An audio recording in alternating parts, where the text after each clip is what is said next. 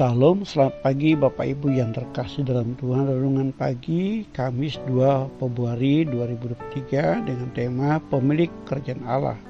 Nas Matius pasal 21 ayat 23 sampai 46. Siapakah di antara kedua orang itu yang melakukan kehendak ayahnya? Jawab mereka, yang terakhir.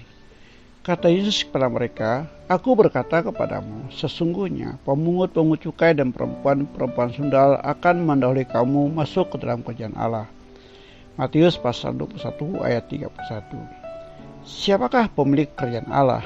Kita bisa langsung menjawab bahwa pemilik kerajaan Allah adalah orang yang sudah percaya kepada Tuhan Yesus dan yang sudah menerimanya sebagai Tuhan dan Juru Selamat pribadinya. Jawaban itu tepat. Dalam bacaan firman Tuhan pagi ini ada dua kunci untuk menjadi pemilik kerajaan Allah.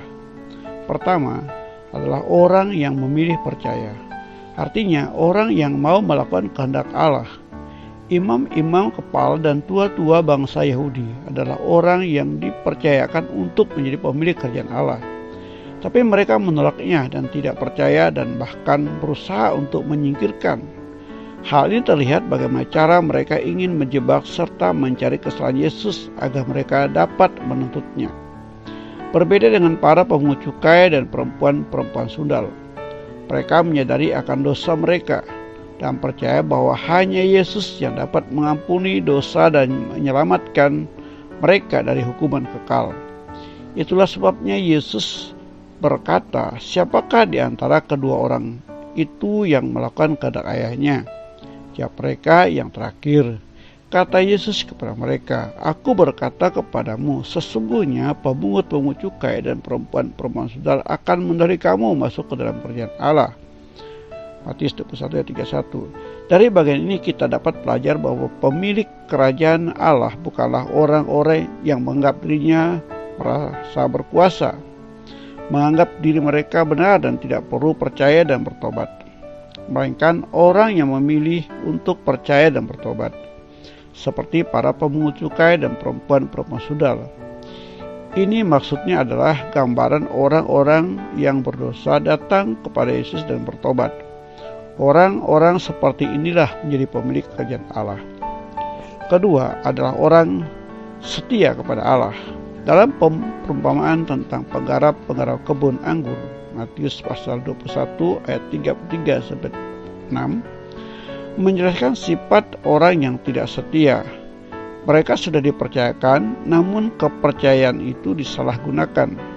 Para penggarap kebun anggur tidak setia pada tuannya, malah melakukan kejahatan-kejahatan.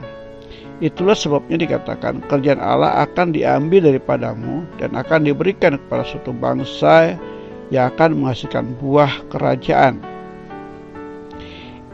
Itulah yang dilakukan oleh imam-imam kepala, ahli-ahli Taurat dan orang-orang Farisi yang seharusnya mereka sebagai pewaris. Namun pada kenyataannya mereka memberontak. Mereka tidak setia dalam melakukan hukum-hukum kerajaan Allah. Dengan sikap egois dan sok berkuasa, pada akhirnya mereka kehilangan harapan. Melalui bagian ini kita diingatkan, apabila kita dipercayakan dalam sebuah pelayanan, lakukanlah dengan setia, jangan bersungut-sungut, dan juga jangan pernah merasa diri paling hebat dan sebagainya.